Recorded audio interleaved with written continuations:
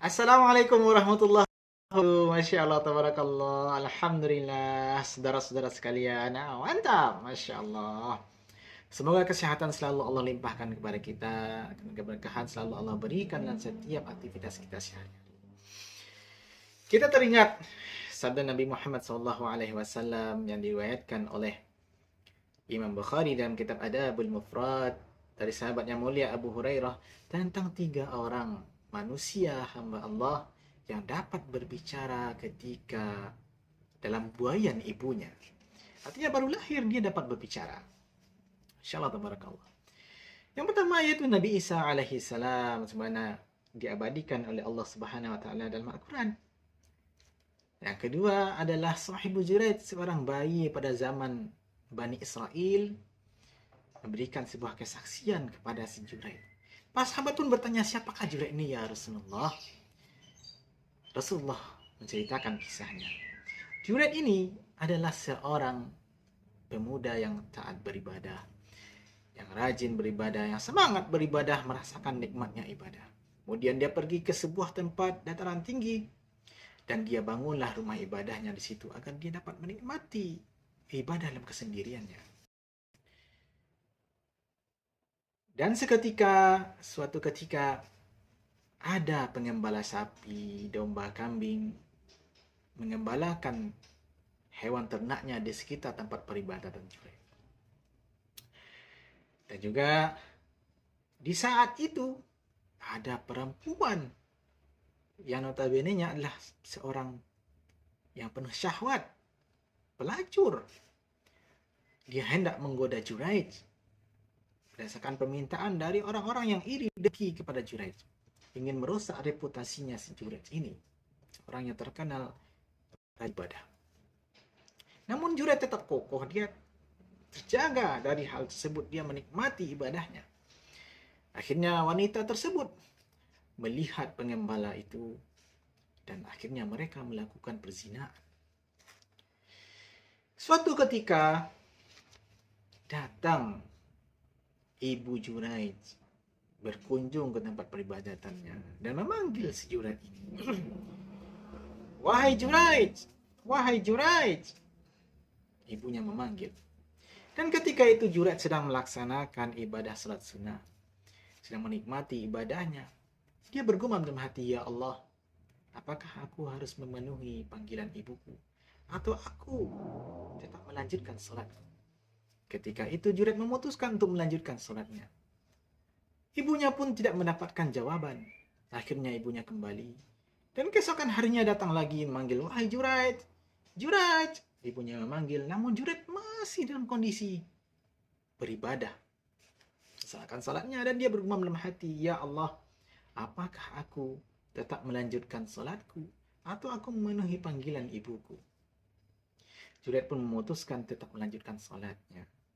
Ibadah sunat yang ia kerjakan. Ibunya pun kembali tidak mendapatkan jawaban dan balik kembali ke rumahnya. Keesokan harinya datang ibunya kembali memanggil nama Juraid, wahai Juraid, wahai Juraid. Juraid pun masih dalam kondisi dia melaksanakan ibadah salat. Ketika itu dia bergumam dalam hatinya, ya Allah, apakah aku akan menjawab seruan ibuku ataukah aku terus melanjutkan ibadah salat? Juraid pun memutuskan sekali lagi untuk tetap melanjutkan ibadah solatnya. Masya Allah, tabarakallah. Mungkin saling menikmati ibadah solat sampai ia tidak menjawab seruan ibunya.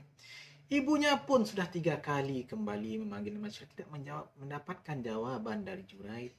Akhirnya ibunya kesal, marah, dan berdoa kepada Allah. Ya Allah, ya Allah, jangan matikan Juraid, jangan wafatkan Juraid, jangan cabut nyawa Juraid. Ia dihadapkan di hadapan para pelacur. Sebelum wajahnya diperlihatkan di hadapan para pelacur. Masya Allah. Doa yang luar biasa sekali dari ibunya Juraid. Saking keselnya akhirnya keluar doa seperti itu. Masya Allah, tabarakallah. Pada momen berikutnya, selang beberapa waktu, wanita yang tadi melakukan perzinahan menghadap ke tengah masyarakat dan dibawa kepada raja, dia telah melahirkan seorang anak.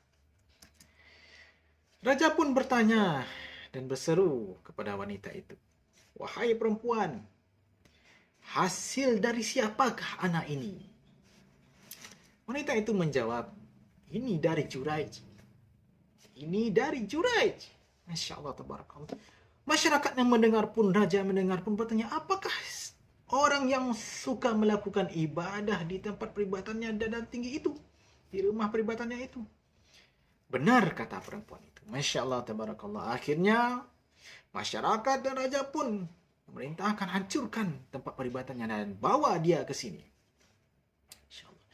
Akhirnya masyarakat bergerombolan datang ke tempat peribadatan Juraij, membawa kapak menghancurkan tempat peribadatannya, menghancurkan, merobohkan rumah peribadatannya, dan mengikat Juraij tangannya di kepalanya dan menyeret Juraij, membawanya di hadapan raja. Namun dalam perjalanan, Juraij melihat dia dipertontonkan oleh para pelacur wanita-wanita yang terkenal dengan perbuatan mereka. Seketika itu Juraij tersenyum, dan senyumnya Juraij pun nampak oleh raja. Bahkan Juraij pun bertanya kepada masyarakat ketika itu, "Kenapa kalian melakukan hal ini kepadaku? Apa salah yang telah aku lakukan kepada kalian?" Masyarakat pun menjawab, "Kamu telah melakukan perzinaan, wahai Juraij." Raja pun mengatakan, "Kamu telah melakukan perzinaan dengan wanita ini." Lalu Juraij pun bertanya, "Mana wanita itu? Apakah kamu benar mengatakan seperti yang kamu katakan?" "Ya," kata perempuan itu. Lalu Juraij pun berwudu, minta izin untuk melaksanakan salat. Kemudian setelah itu, mana anak tersebut? Masyarakat pun mendatangkan anak ini yang di pangkuan ibunya.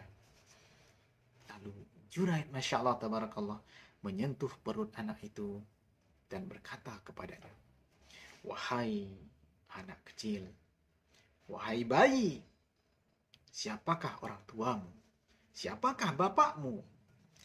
Seketika itu, bayi ini menjawab. Bayi ini bergumam, bayi ini berkata, "Ayahku adalah pengembala kambing, pengembala sapi, pengembala hewan ternak di dekat peribadatan." Masya Allah, tabarakallah, luar biasa sekali. Bayi mungil memberikan kesaksian pembelaan kepada Juraij. Masya Allah. Inilah mukjizat luar biasa. Ini adalah sesuatu yang luar biasa, kuasa Allah Subhanahu wa taala. Allah lindungi hambanya yang saleh. Lalu kemudian masyarakat pun terkejut mendengar hal itu. Masyarakat terkejut mendengar hal itu dan takjub, kagum, serta mencium tangan Juraij, minta maaf kepada Juraij dan mengatakan, raja pun mengatakan kepada Juraij, "Apakah aku harus membangun kembali rumahmu dari emas?" Masya Allah, tabarakallah. Juraij pun berkata, tidak usah, cukup bangun lagi rumahku, rumah peribadatanku dengan seperti bahan yang semula. Rumah peribadatannya pun dibangun. Namun raja pun penasaran. Raja penasaran kenapa ketika dia diseret, dibawa menghadap raja, Juraij tersenyum. Masya Allah. Juraij pun menjawab, menceritakan kisahnya, bahwa dahulu ibunya kesal kepadanya, marah kepadanya, dan berdoa kepada Allah, sebagaimana telah kita ceritakan sebelumnya. Dan aku pun tersenyum bahwa aku merasa bahagia. Kenapa?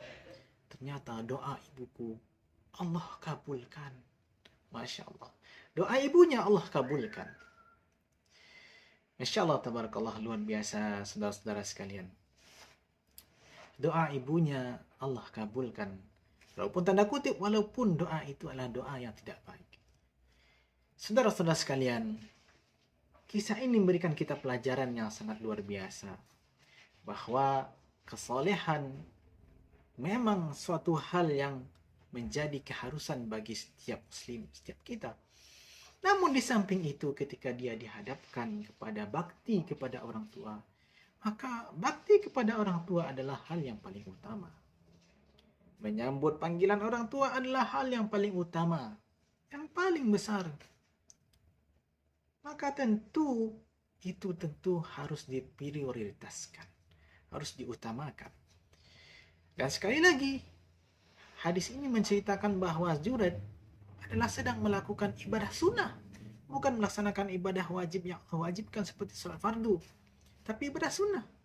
Namun kelirunya di situ adalah Junaid tidak mengindahkan kewajiban yang lebih utama, yaitu berbakti kepada orang tua. Maka ketika bertemu ibadah sunnah dengan ibadah wajib, maka tentu ibadah wajiblah yang didahulukan. Nah, sementara ketika ketemu ibadah wajib dengan ibadah wajib, seseorang melakukan solat wajib, solat fardu, dan kemudian kewajiban berikutnya datang, yaitu panggilan orang tua membutuhkannya, maka dia tunaikan ibadah wajibnya sesegera mungkin, ibadah solatnya sesegera mungkin, dan segera menyambut panggilan orang tuanya. Masya Allah, tabarakallah. Hikmah yang kedua adalah yakinlah bahwa orang-orang yang soleh, orang-orang yang baik, orang-orang yang taat beribadah, pasti, Masya Allah, tabarakallah, Allah akan berikan perlindungan kepadanya. Dan tentu pasti akan ada ujian yang Allah uji untuknya. Namun di samping itu Allah juga akan berikan perlindungan, pertolongan kepadanya. Masya Allah, tabarakallah. Kemudian yang ketiga adalah doa orang tua. Doa orang tua kepada anaknya, hati-hati, sangat hati-hati sekali. Jangan sampai sekalipun kita marah, sekalipun kita berada dalam kekesalan, melihat tingkah laku anak kita yang beragam macamnya membuat sakit kepala, pusing 7 keliling. Masya Allah, jangan sampai keluar dari mulut kita ucapan yang mengandung doa keburukan untuk anak kita. Nah, barangkali itulah yang menyebabkan anak-anak tidak menjadi baik di masa depan. Ucapan spontan dari kita yang tidak kita sadari. Hati-hati hal tersebut. Bagi ayah, ibu, bunda, umi, abi, semua bentuk panggilan. Hati-hati dengan ucapan apabila itu berkaitan dengan anak kita. Masya Allah, tabarakallah. Kemudian kisah yang ketiga, bayi yang dapat berbicara, yaitu bayi yang melakukan perdebatan dengan orang tuanya ketika ibunya berharap, ya Allah, jadikan anakku seperti laki-laki itu. Bayi ini pun menjawab, ya Allah, jangan jadikan aku seperti laki-laki itu. Kemudian, ya Allah, jangan jadikan anakku seperti perempuan itu. Bayi ini pun jawab, ya Allah, jadikan anakku, ya Allah, jadikan aku seperti perempuan itu. Kemudian ibunya pun bertanya kepada si bayi ini yang mungil ini, aku berdoa seperti ini, kamu pun membantah doa sebaliknya.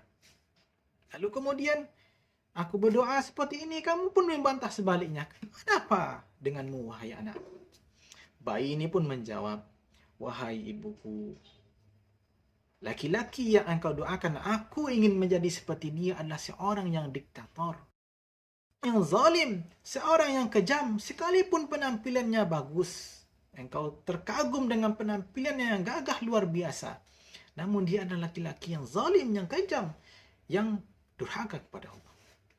Adapun perempuan yang engkau lihat dia tersiksa, dihakimi oleh masyarakat, dia dituduh, difitnah, berzina dan segala macamnya, dia itu sebenarnya adalah perempuan yang suci, yang Allah jaga, yang terjaga, yang solehah. Namun dia difitnah oleh masyarakat yang jahat kepada mereka, yang zalim kepadanya. Maka aku ingin menjadi seperti itu dengan kesabarannya, kesolehannya. Masya Allah, tabarakallah. Ini adalah kisah yang sangat luar biasa sekali, saudara-saudara sekalian. Pelajaran yang dapat kita ambil, bahwa jika Allah berkehendak, maka mukjizat Allah pasti akan turun. Maka jangan kita berhenti untuk berdoa kebaikan kepada Allah, mohon kepada Allah, dan jangan mudah memberikan justice yang tidak valid beritanya, dan jangan mudah percaya dengan hal-hal yang sekiranya itu belum bisa dipastikan kebenarannya. Semoga Allah Subhanahu wa taala memberikan kita hidayah, memberikan kita petunjuk, memberikan kita taufik selalu berada dalam kesalehan, selalu berada dalam ketaatan kepadanya dan terhindar dari segala bentuk maksiat dan terhindar dari segala bentuk hal yang haram. Allah limpahkan kepada kita rezeki yang penuh keberkahan, rezeki yang lapang yang luas, dan semoga kita, keturunan kita selalu berada dalam naungan Allah Subhanahu wa taala, selalu Allah berikan petunjuk untuk menjaga ibadah kewajiban, ibadah salat, ibadah dan selalu menjadi pribadi yang baik. Kama qala fil hadis, bagaimana cerita ini di hadis Nabi Muhammad SAW, jika ada yang keliru yang salah, semoga Allah maafkan. Bila taufiq hidayah, jangan lupa di like, di subscribe, di share, dan diberikan komentar yang positif. Assalamualaikum warahmatullahi wabarakatuh.